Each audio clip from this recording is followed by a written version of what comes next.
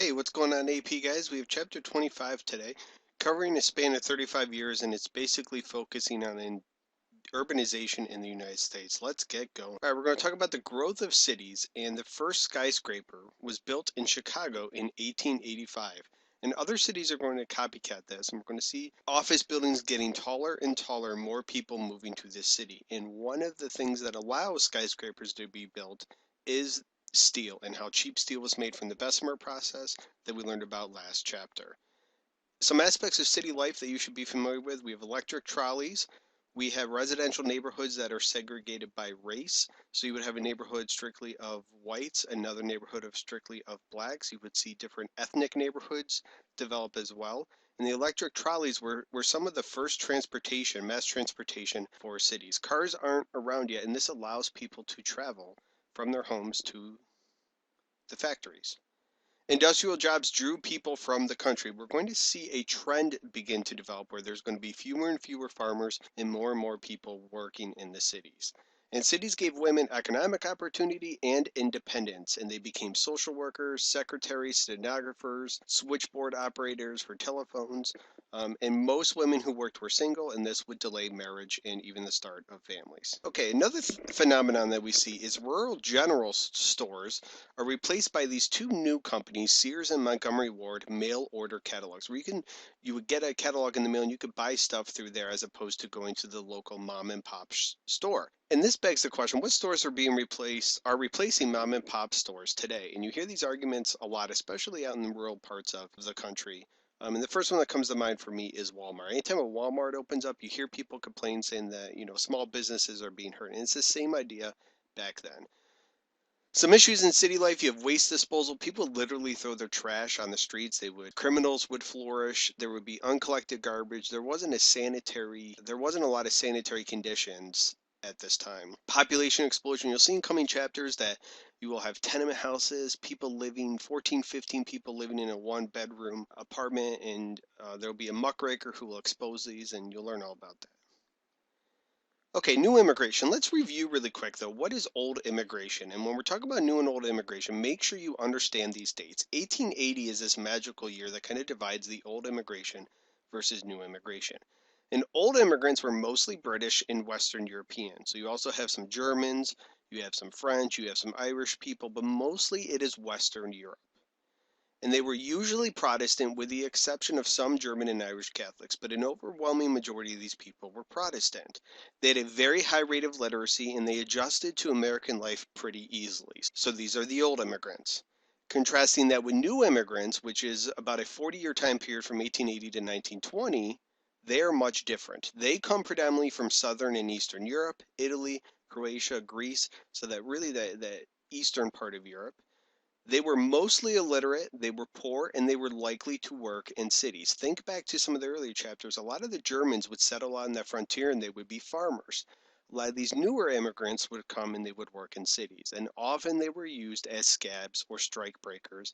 And a lot of unions disliked immigrants because they worked for very cheap wages. So let's take a look. The new immigrants would come from southeastern Europe over here. We have Italy and then some other areas over here offside the map. But your old immigrants would predominantly be this area up here: United Kingdom, Ireland, Germany, some France as well. And we see tensions begin to mount between new and old immigrants. So let's talk about why immigrants are coming to America. And these really are the same ideas no matter what time period in history you look at. Europe's population is increasing at drastic rates, and there are many unemployed people. There's not a lot of land and jobs in Europe, so they're going to come to a place where there is. So why did they choose America? Well, one of the reasons is something called American letters, and this is where they would have family members or friends living in America writing home telling them about how great America was. There also was no military conscription or a draft here. You weren't required to automatically join the military.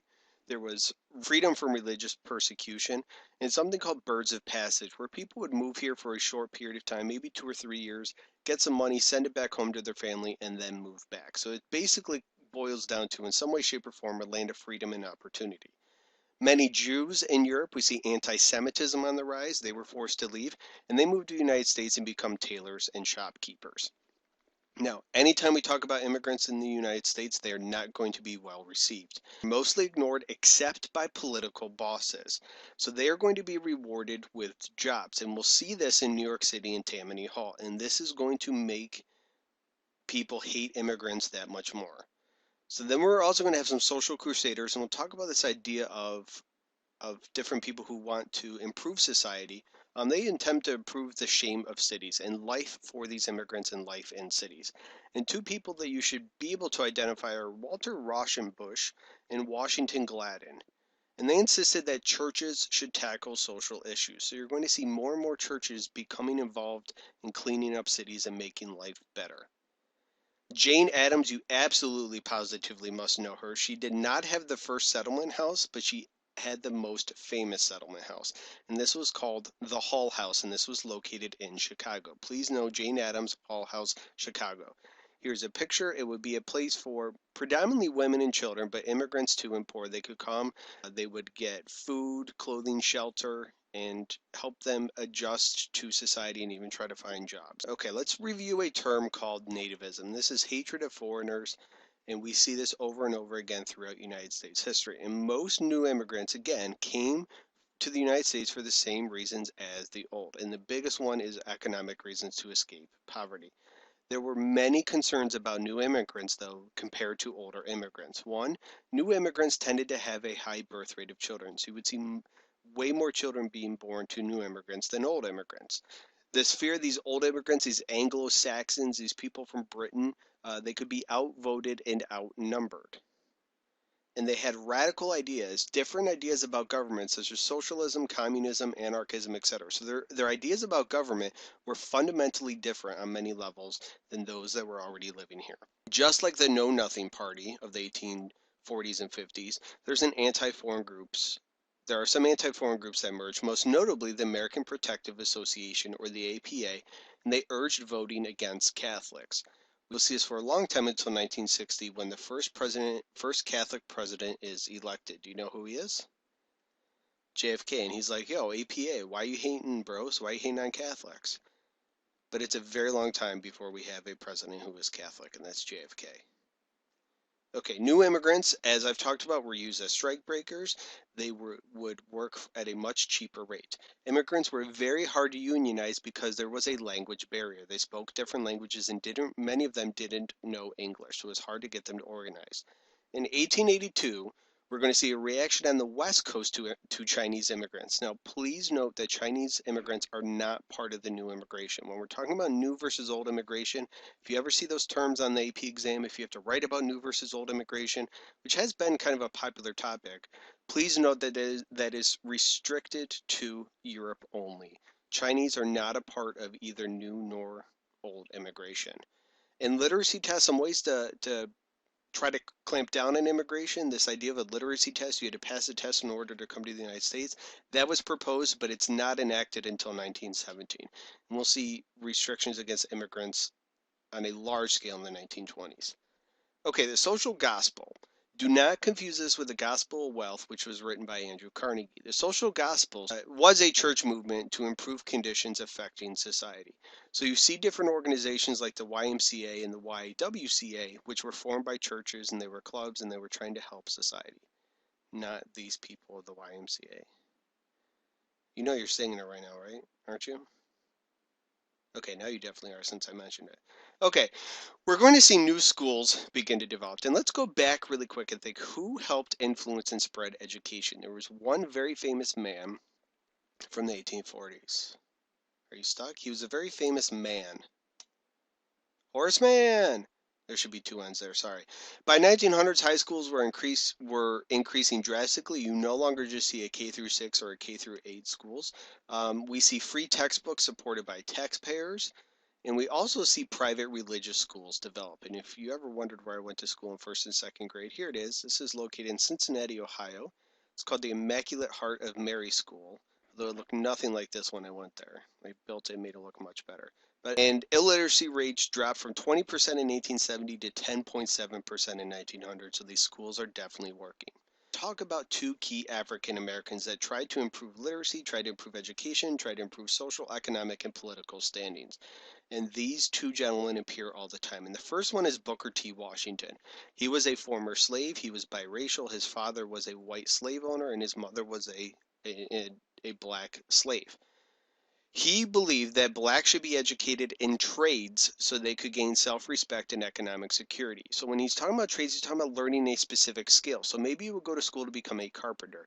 Maybe you would go to school to become a plumber. You would focus on a specific trade, and through that trade, you will achieve economic security. Many people were against him. Many blacks were against him. They labeled him an accommodationist, and that is somebody who seeks compromise. They felt he wasn't strong enough advocating for black rights. And he was called an Uncle Tom, reference to Uncle Tom's Cabin, by another famous African American, W.E.B. Du Bois. And here's W.E.B. He was the first black person to receive his PhD from Harvard. W.E.B. got his PhD. He demanded immediate political equality for blacks. So whereas Booker T was more gradual about it. He was willing to compromise. W.E.B. was not. And he comes a little later after Booker T, but he was absolutely not willing to compromise whatsoever. And he helped found a very important organization, the National Association for the Advancement of Colored People, or NAACP. The Moral Act of 1862 is a very important act that is passed by Congress during the Civil War. And what this does is it grants public land to states that they can sell and use to support education. We also have the Hatch Act of 1887, which provided federal funds for establishment of agricultural experiment stations, in other words, agricultural schools. So we see the federal government really encouraged the growth of education. And we see new colleges and universities develop, such as Cornell and Johns Hopkins. Kind of taking another direction now, we're going to focus on the press in the cities, and this will be a theme in the coming chapters here. But we have something called sensationalism begin to develop, and this is where stories would be written to gain public interest in sex, scandal, and just really human interest stories. And the best example of sensationalism for me today is Charlie Sheen. You turn on the TV, you turn on Extra. It used to be hard copy. I'm showing my age. That hasn't been around for a while. E-News, all these things tend to focus on sensationalism, and this began during this time period. We also have yellow journalism, which will play a huge role in the Spanish-American War. This is exaggerating or making up stories to sell newspapers. And I'm getting a little ahead, but you'll see a U.S. ship explodes, and newspapers just jump on this and help propel the U.S. to attack Spain in the Spanish-American War. And two key people we'll learn about are William Randolph Hearst and Joseph Pulitzer. Okay, we'll finish up with some key books and authors that are written during this time period. Know the authors, know the books, and know the message. Edward Bellamy, and he appears quite often on exams I've seen. He wrote a book called Looking Backward, and it's a book based on in the future. Then they look back, and the government nationalizes big business to serve in the interest of the public. So the government controls all of these industries, and they do so to serve the interest of the public. So there's no private businesses.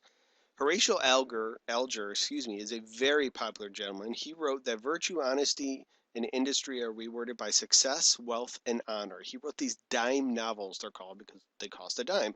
The theme of his books were rags to riches stories, and he even wrote about James A. Garfield. The book was called, I believe, From Canal Boy to President. James Garfield was a very poor boy growing up, and he becomes president.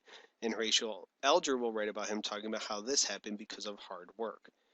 Frank Norris writes a book called The Octopus, which portrays the evils of the railroad industry and corrupt politicians. And Jacob Riis, you'll see him again, very important to know Jacob Riis. He starts taking pictures of city life in New York City, and it's called How the Other Half Lives. And he was a photojournalist who exposed dirt, disease, vice, and misery of rat-infested New York slums. So, okay, that's it for chapter 25. If you have any questions, please feel free to leave them in the comments. Email me.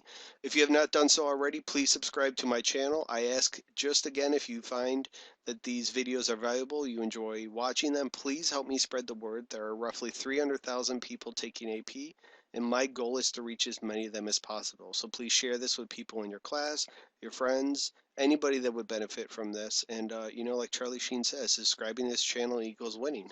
Thank you, and have a good day, guys.